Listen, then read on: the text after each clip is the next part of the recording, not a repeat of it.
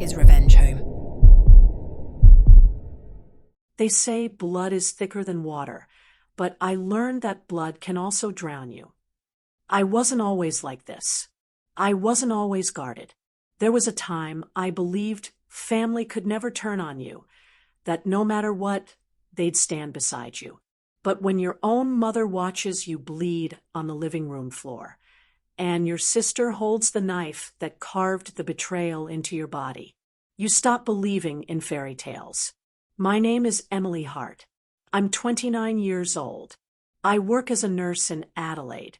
I save people for a living, even when no one ever cared enough to save me. For years, I tried to make them proud. My mother, my father, my little sister. I studied hard, smiled through the insults, made myself smaller to fit inside their expectations.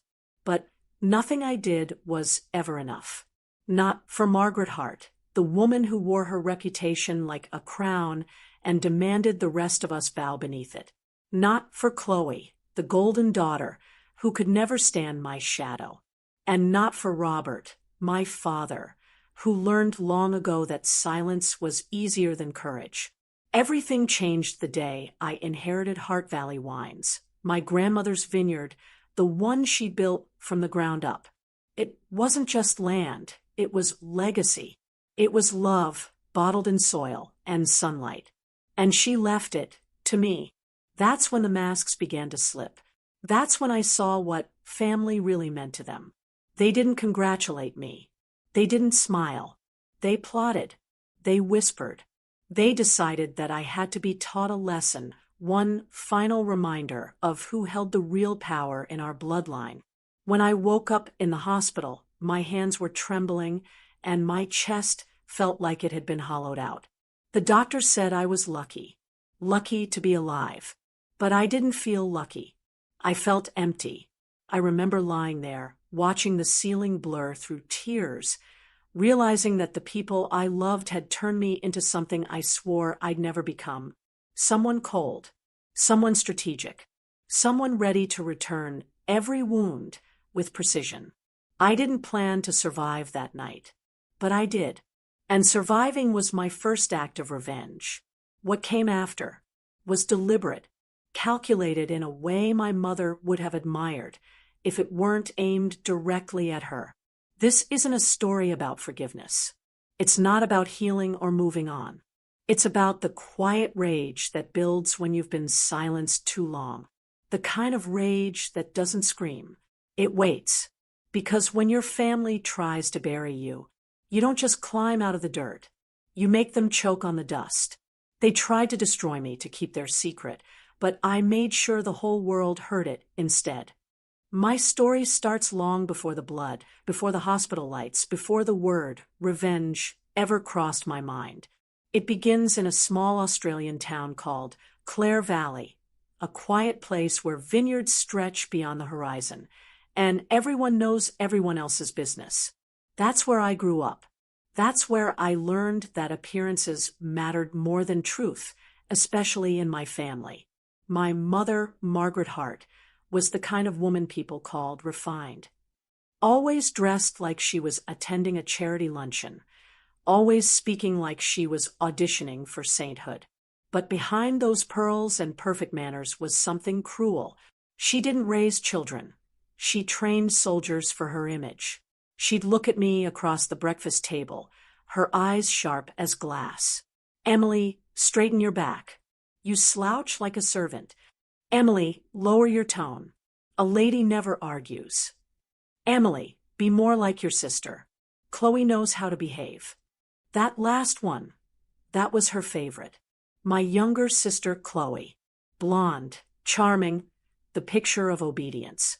She was the kind of daughter who could lie through her teeth and still get a hug for trying. I loved her once. I really did. But love becomes dangerous when it's not returned, when every smile hides resentment, and every compliment comes with a sting. Our father, Robert, was a quiet man. Too quiet. The kind who'd rather disappear into his evening whiskey than interfere with Margaret's control. I used to think he was gentle. Now, I know he was just afraid. The only person who ever made me feel seen was my grandmother, Eleanor Hart. She was different. Warm, fearless, always smelling of lavender and red wine. She used to say, "Don't let this house turn you cold. There's too much frost in your mother already." When I was little, I'd follow her around the vineyard. I loved watching her touch the vines, talking to them like old friends. She'd tell me how the soil remembers everything, every storm, every drought, every bit of care you pour into it. "This place will outlive all of us," she'd whisper, "but I'll make sure it knows your name." I didn't understand what she meant back then. Not until her funeral. Eleanor died in late winter, 2 years ago.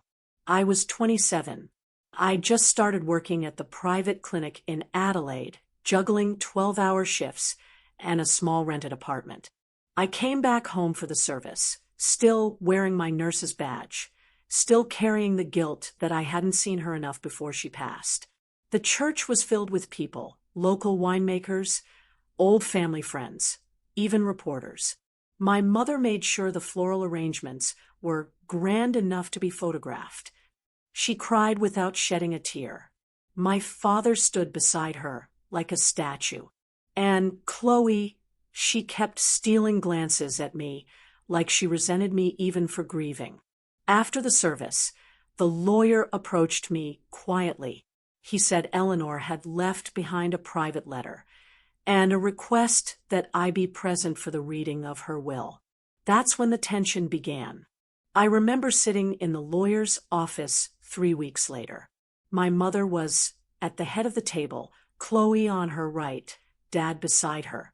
I sat across from them, the outlier, the nurse who'd abandoned the family business. When the lawyer read the will, his voice barely reached above a whisper. "To my beloved granddaughter, Emily Hart, I leave the full ownership and stewardship of Hart Valley Wines." Silence.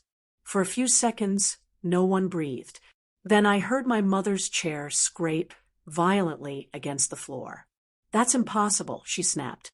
"This vineyard is family property." It was, the lawyer replied gently, "until Eleanor amended it last year." Chloe's face twisted, not in sadness, but disbelief. My father muttered something about tradition and fairness, but all I could think of was my grandmother's voice. "I'll make sure it knows your name." Margaret didn't say another word that day, but the look she gave me, cold, restrained, venomous, said everything. That was the day my family stopped seeing me as their daughter. They saw me as an enemy. The months that followed were quiet, too quiet. At first, I thought maybe they were adjusting. That maybe deep down, they'd accept it. That they'd understand it wasn't about money, but legacy. But then the phone calls started. My mother asking if I'd consider signing partial rights to keep the vineyard under family name. My father pleading, saying I was causing tension. My sister texting late at night. "You've always been selfish. You think you're better than us." I ignored most of it. I threw myself into work. Every morning, I'd tell myself, "You earn this, Emily. You don't owe them peace." But guilt is a parasite. Even when you cut it out, it leaves scars. One night, I came home from a late shift and found an envelope slid under my apartment door. No name, no return address, just one sentence written in my mother's handwriting. "You don't deserve what she gave you." Inside was a photograph, a picture of me and my grandmother, taken years ago in the vineyard. Someone had drawn a red X across my face. I remember sitting there for hours, staring at it, my hands shaking. That was the first time I realized my family's hatred wasn't just anger. It was obsession. Still, I tried to make peace. I called them. I offered to visit, to talk things through. My mother agreed. Her voice was calm, too calm. "Come home, Emily," she said. "Let's settle this like family." I believed her. That was my first mistake. That visit, would become the night everything shattered. The night I stopped being their daughter and started becoming something else entirely. I hadn't been home in almost a year. When I pulled up to the Hart Valley estate that evening, the air smelled like wet soil and tension. The old stone house stood tall against the dark sky, its windows glowing like watchful eyes. It used to be comforting once. That night, it felt like a cage. My mother greeted me at the door. She was all smiles, the kind that don't reach the eyes. "Emily," she said softly, "you look tired." "Work's been busy," I answered. "Still playing nurse to strangers when your family needs you here?" That tone, the same one she used when she corrected me as a child. I smiled politely. "I'm here now." "Good," she said. "Let's talk over dinner." The dining room hadn't changed. The same heavy oak table. The same portraits of ancestors staring down in judgment. My father sat quietly at the far end, nursing his drink. Chloe scrolled through her phone, pretending I didn't exist. The food was perfect. Of course it was. Roast lamb, steamed vegetables, red wine from the family vineyard. Everything smelled like home, but nothing felt like it. We ate mostly in silence. The air between us was sharp enough to cut through. Then, halfway through the meal, my mother placed her glass down and said, "You know, Emily, it's not too late to do the right thing." I looked up. The right thing. "You're not equipped to manage a business like Hart Valley Wines. You've been gone too long. You don't understand what it takes." "You mean what you think it takes," I said. She smiled faintly, that cold, polite smile she always used before twisting the knife. "You've always been ungrateful. Your grandmother spoiled you. But this vineyard, this family, exists because of us. You can't just take it and pretend it's yours." I could feel my pulse rise. I set my fork down slowly. "Eleanor wanted me to have it. She said so herself." Chloe looked up from her phone, then, her eyes sharp. "Of course she did. You were her pet project. Her charity case." I froze. "What did you say?" "You heard me. She pitied you. Always did." I glanced at my father. He didn't even look up. I'd come home hoping for peace. Instead, I was sitting across from 3 people who'd decided I didn't deserve to exist without their permission. That night was the first crack. After dinner, I walked outside to the vineyard to breathe.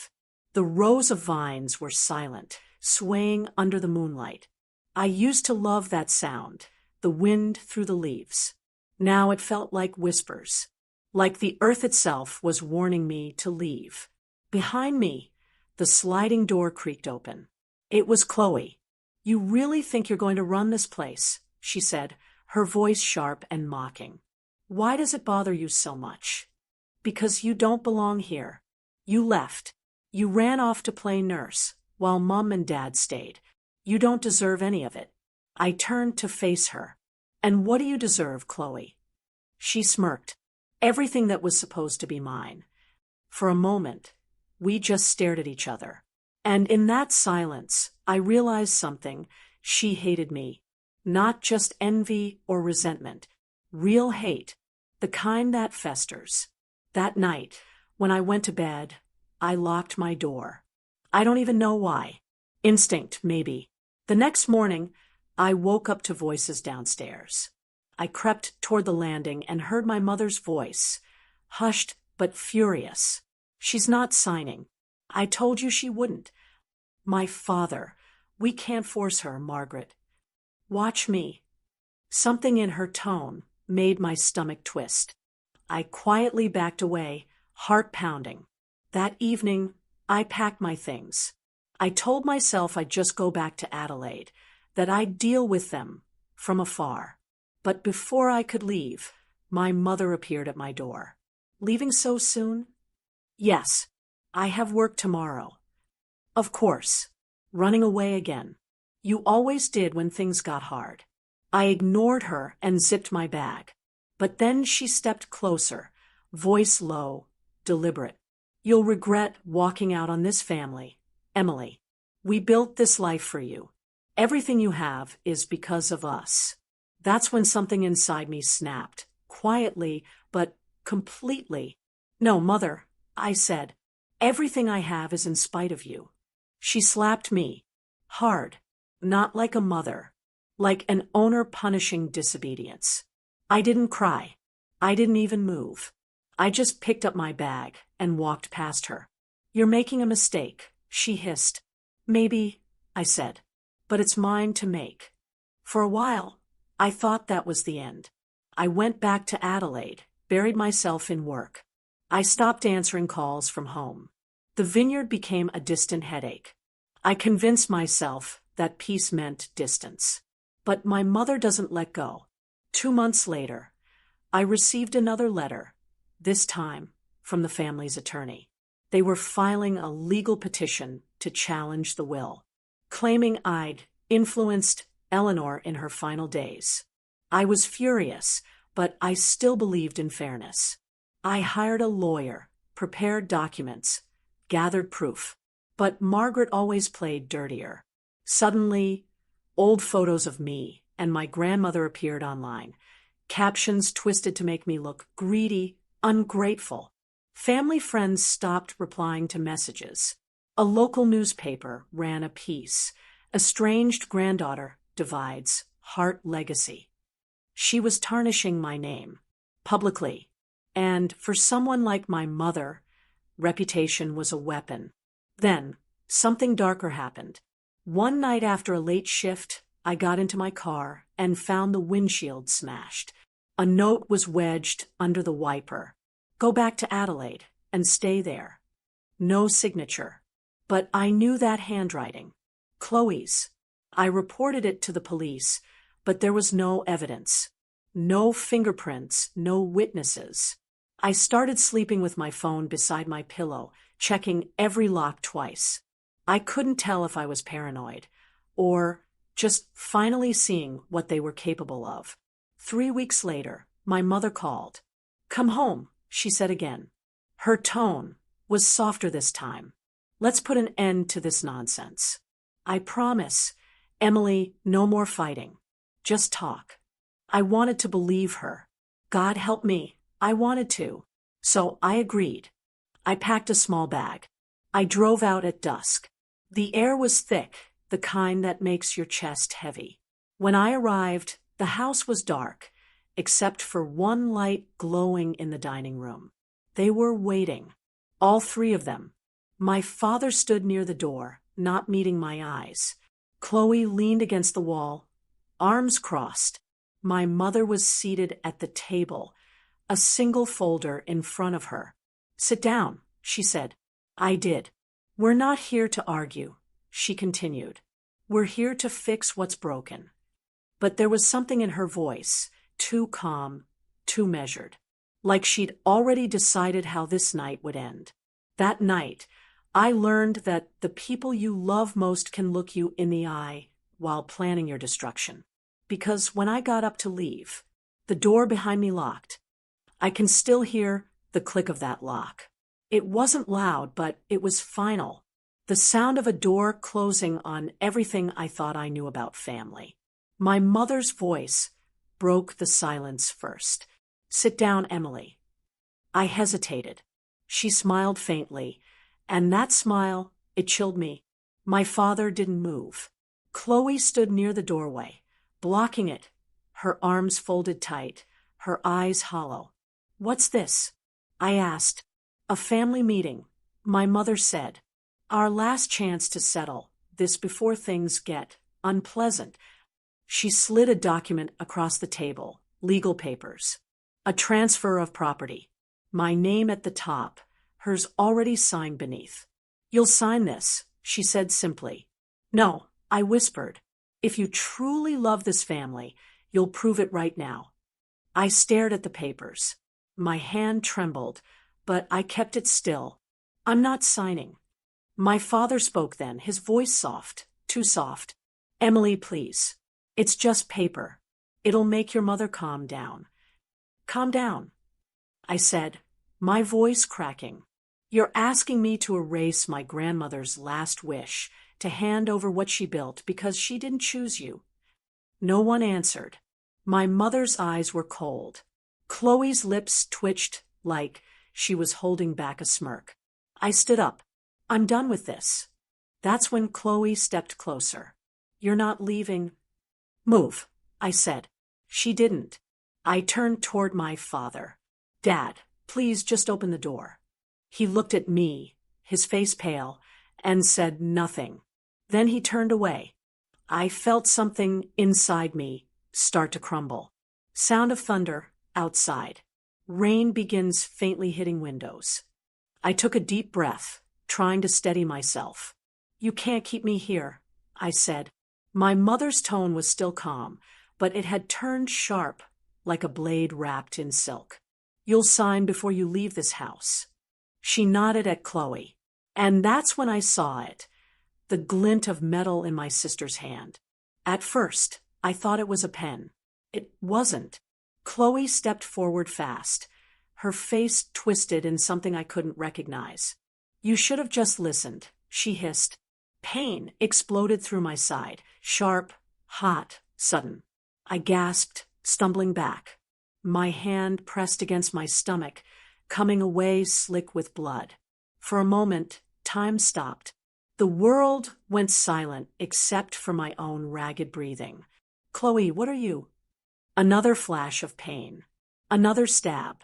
My knees gave out, and I hit the floor hard.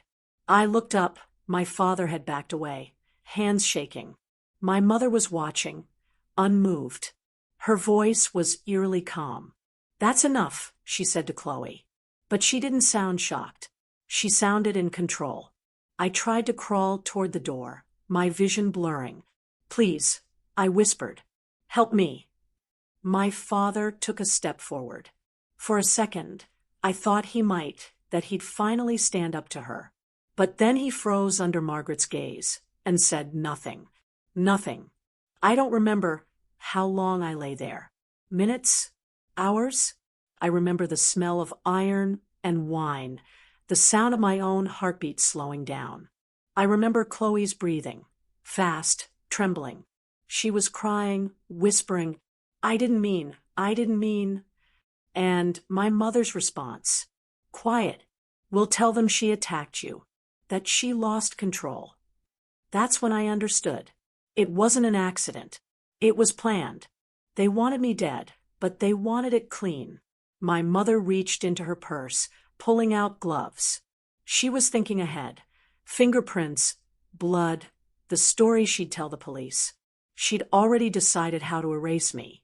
But fate has strange timing. A car pulled into the driveway, headlights flashing through the rain. Someone was there. My mother's head snapped toward the window.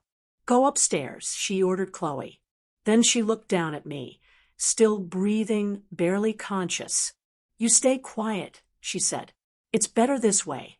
Her heels clicked against the floor as she walked away. I don't remember how, but I moved, crawled toward the door, every breath agony. I pressed my shoulder against it. The lock gave way just enough, and I stumbled out into the rain. The cold hit me like fire. I could barely see the driveway lights ahead, but I kept moving.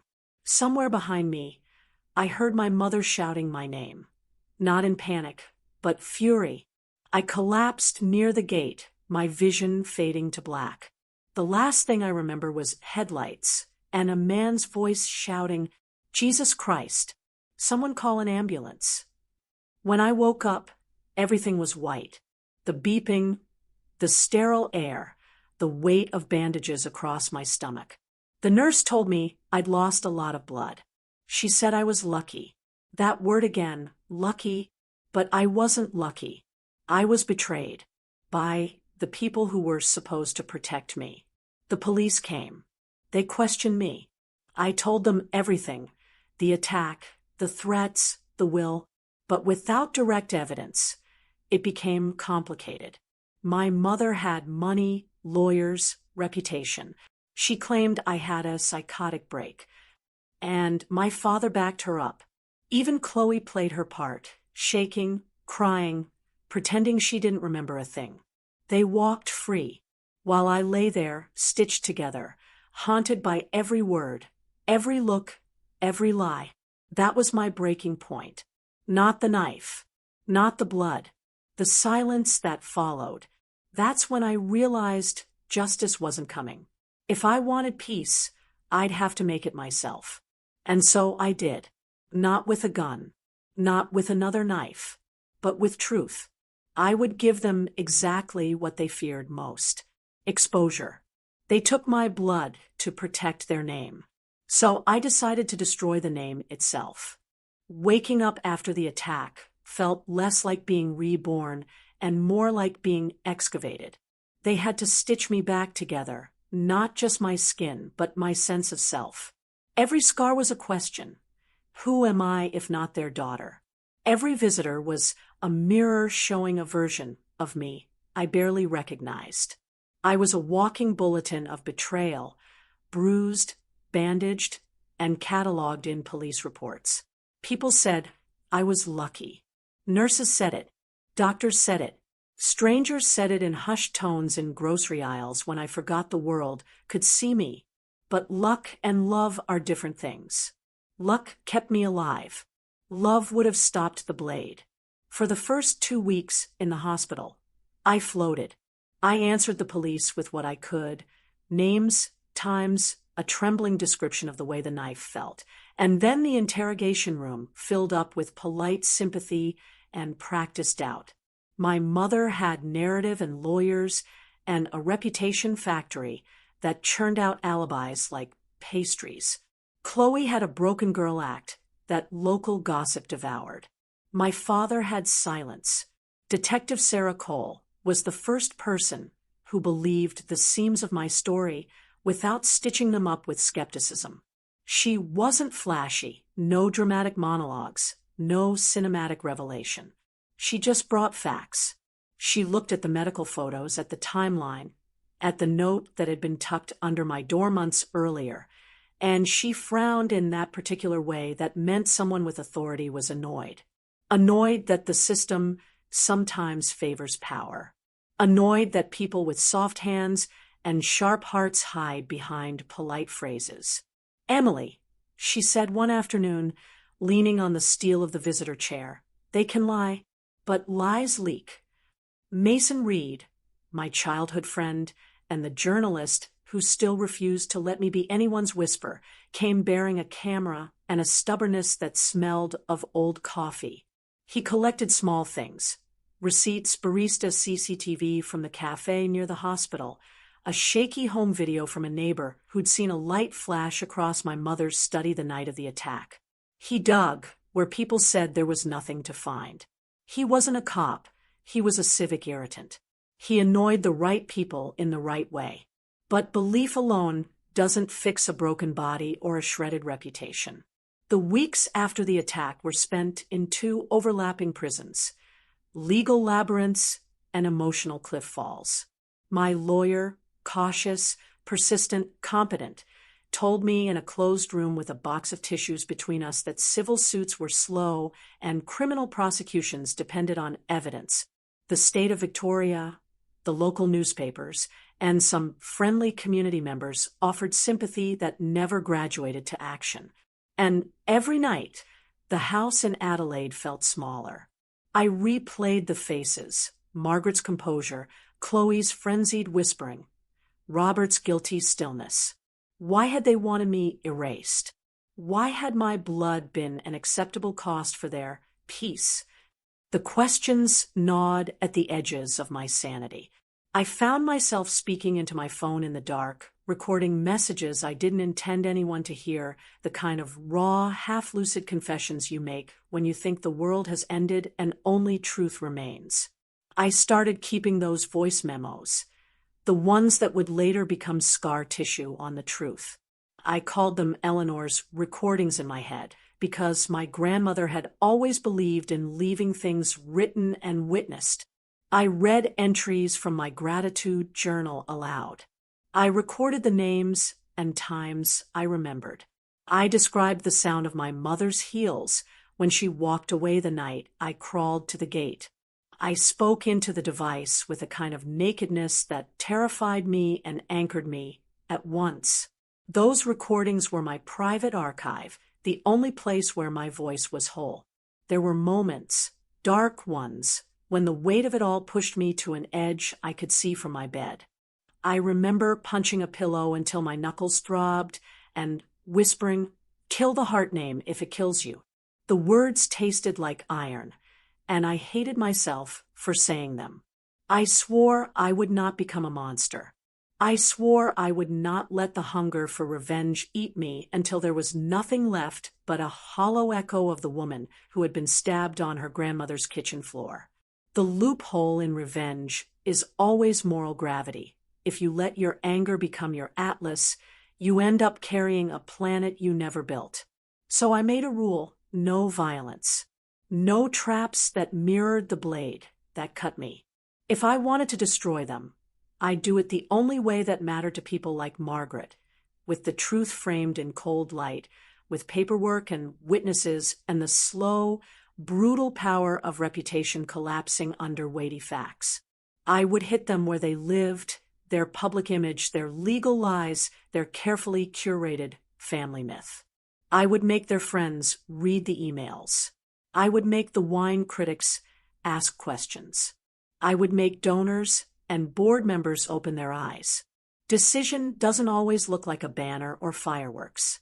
My first decisive act was small and clinical. I asked Detective Cole for every piece of the police file.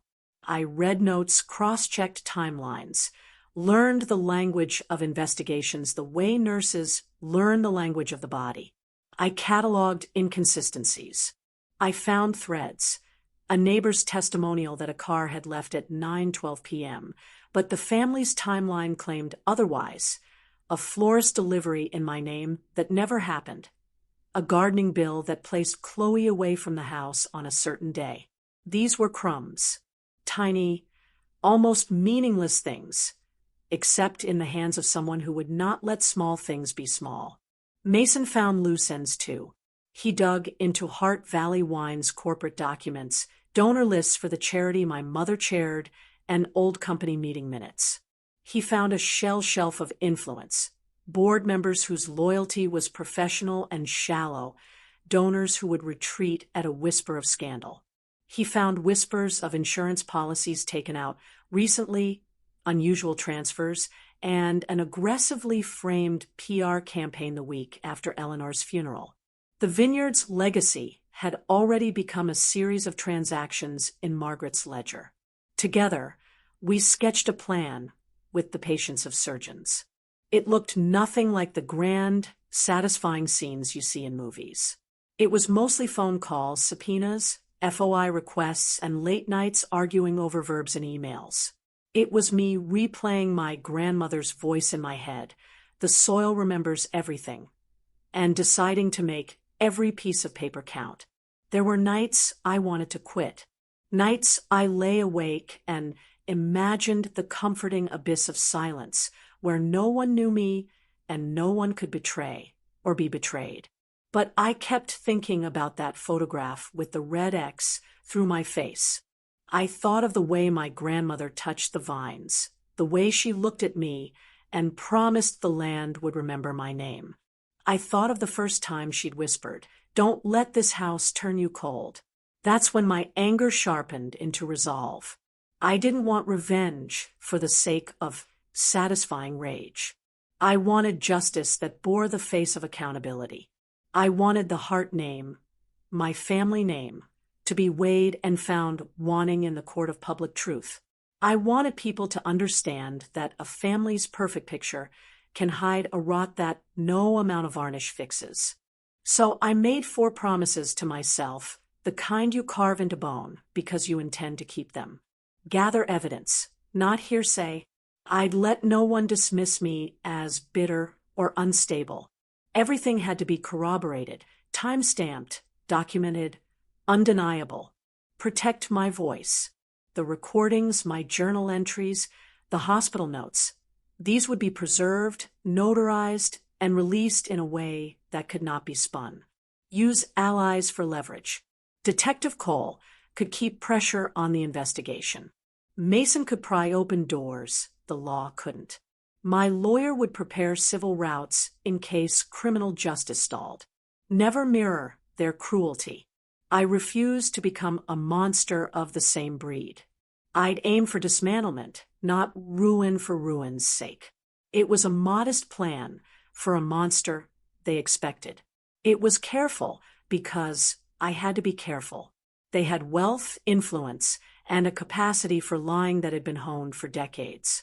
I had a scarred body, a nurse's steadiness, and two stubborn allies who refused to be polite about injustice.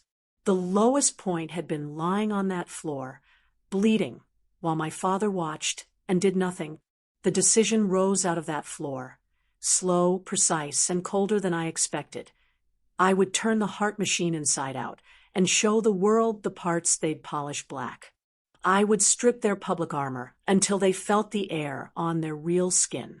I taped my first voice memo into the lawyer's folder, uploaded encrypted backups to 3 separate cloud accounts, and gave Detective Cole a USB drive with everything Mason had dug up.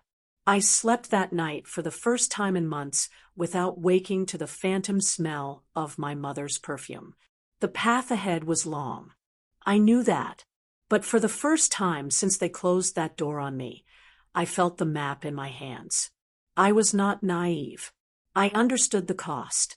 But for the first time, I chose the currency. I chose truth over silence. And that choice, fragile, stubborn, human, was the beginning of the part of me they had not yet broken. People think revenge happens in one explosive act. A confrontation, a shout, maybe a gunshot. But mine unfolded like a slow symphony. Every note, every beat, every silence, planned, rehearsed, executed. It began with the press invitation. Mason and I built it carefully. An email that looked like it came from the Hart family's PR team, inviting journalists, investors, and board members to a legacy celebration at Hart Valley Wines. It was to mark 3 decades of excellence and family unity. Irony was our weapon.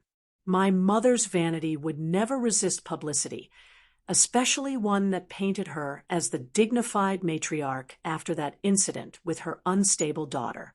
She accepted the invitation instantly. I could almost hear the excitement in her voice through the forwarded message Mason intercepted. The night before the event, I didn't sleep. I sat on my bed, surrounded by papers and flash drives, every file labeled, color-coded, and cross-checked. The recording of my mother's voice, the one Detective Cole had captured when Margaret accidentally let slip a line in her police interview, was cued and ready. It wasn't a confession, but it was enough. She brought this shame on herself, my mother had said. Some stains you clean with silence. That sentence would echo in every room of that vineyard soon enough. The plan had 3 moving parts. Mason's expose, ready to publish at 8 p.m. Detective Cole's warrant, to be executed minutes after.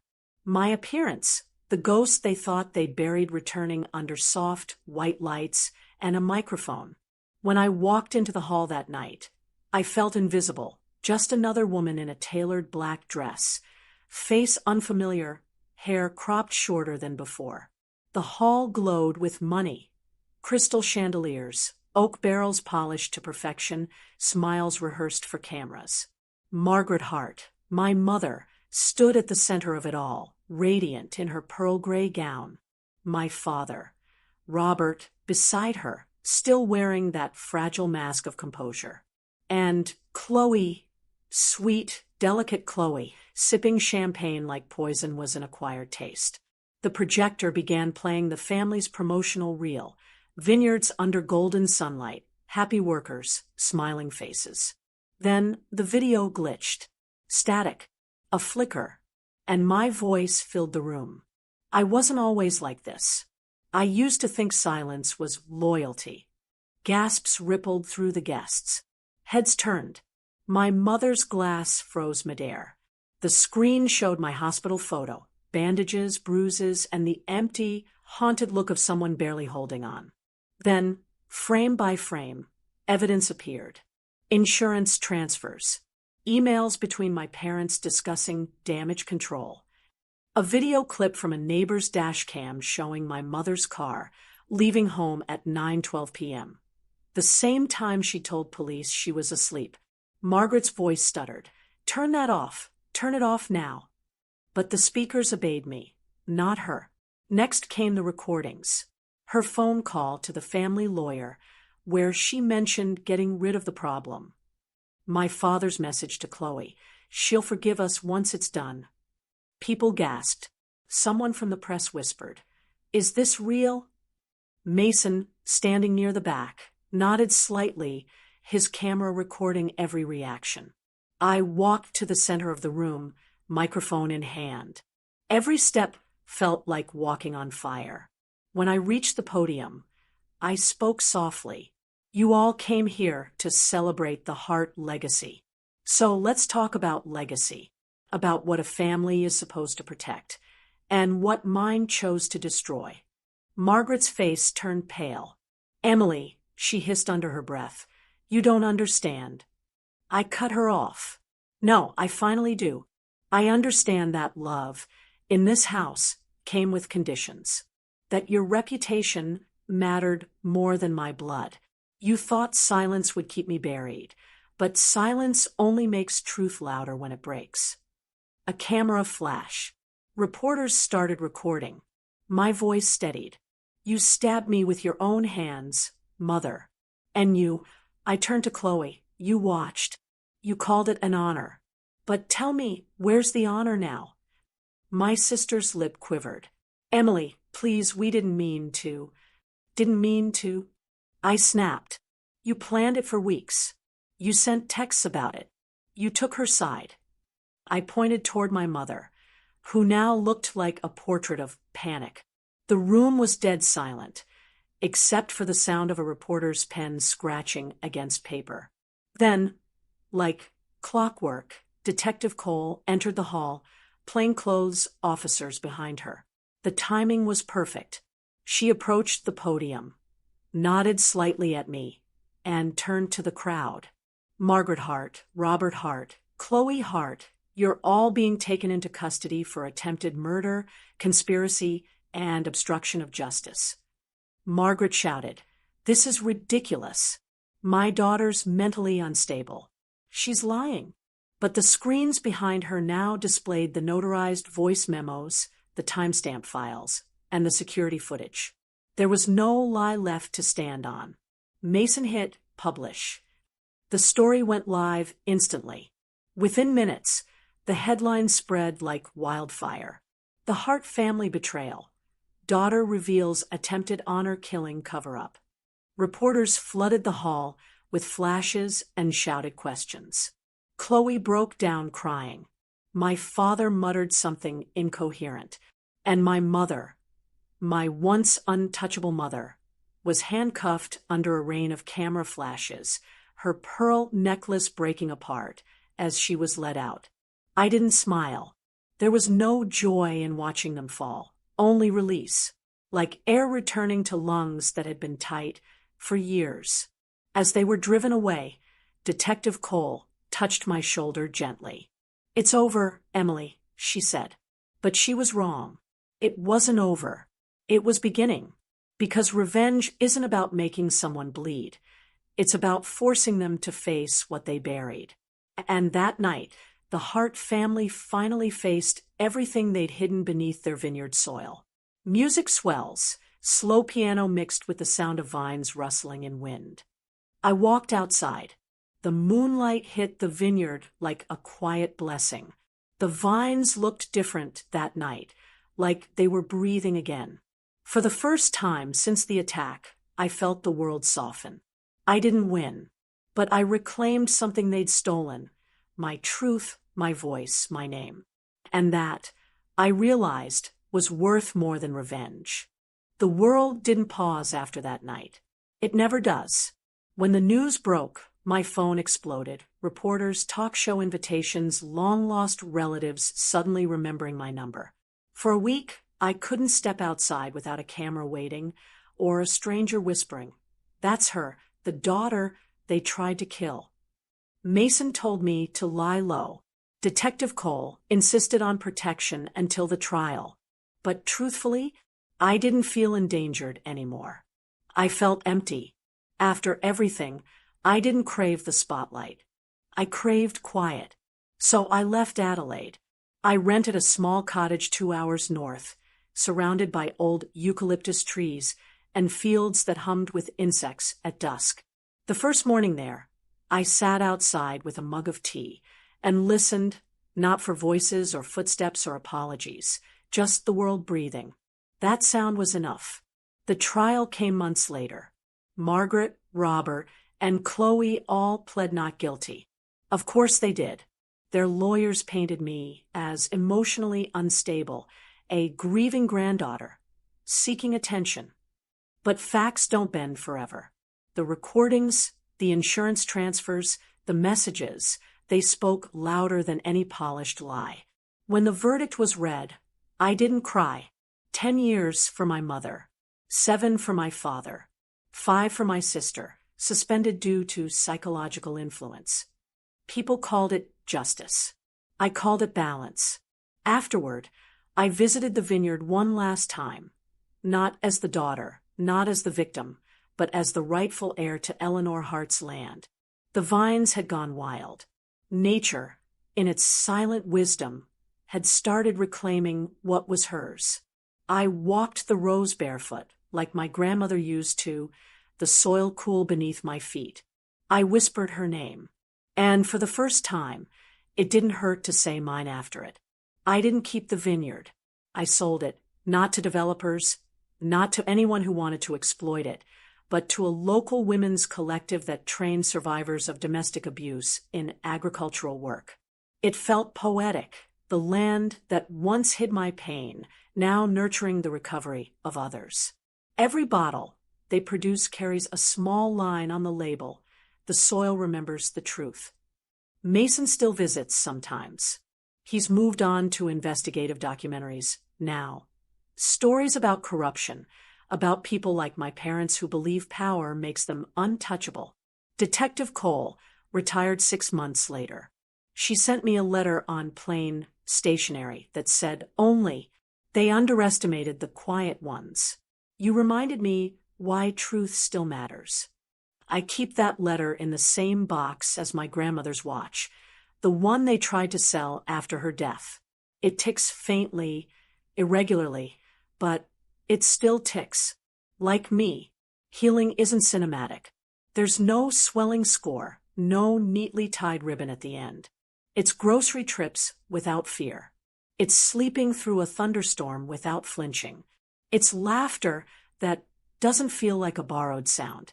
Some nights, I still wake up sweating, the echo of that kitchen, that blade, that silence. But now I write it down. I turn it into something solid. I remind myself, I am the witness, not the wound. And slowly, quietly, I'm building again. I volunteer twice a week at the women's shelter near my cottage. Sometimes I meet girls who carry the same haunted look I once wore. I tell them what no one told me. You don't have to forgive to move on. You just have to stop letting them write your story. They usually cry. Then they smile. And every time, I feel that same quiet truth settle over me, the one my grandmother planted long before I understood it. The soil remembers. And so do I. I'm not trying to erase what happened anymore. I'm trying to grow something from it. Soft pause. Because revenge may have given me justice, but rebuilding gave me peace. I used to think revenge was about destruction, about making them hurt the way they made me hurt. But standing here now, looking back on everything, the courtroom, the hospital, the vineyard, the silence, I've learned something much simpler. Revenge is not about breaking others. It's about rebuilding yourself from the pieces they left behind. For a long time, I carried guilt like a second skin. Guilt for surviving. Guilt for speaking up. Guilt for finally fighting back. It took me months to realize survival isn't something to apologize for. It's something to honor. I think about my mother sometimes, not as the woman who tried to kill me, but as the woman who let fear consume her. Fear of shame, fear of control slipping away, fear of being seen as less than perfect. That's what pride does. It devours love from the inside out until all that's left is performance. I refuse to live like that. My sister writes me letters from the rehabilitation program she entered after her sentence. They're clumsy, filled with regret, but they sound human. I don't reply to all of them, but I read every one. Because sometimes healing isn't reconciliation, it's just understanding the wound from both sides. People ask me now if I've forgiven. I always smile. Because forgiveness, I've learned, isn't a door you open for them. It's one you open for yourself. You don't have to invite them in. You just stop living locked behind it. The Hart family name doesn't mean what it used to.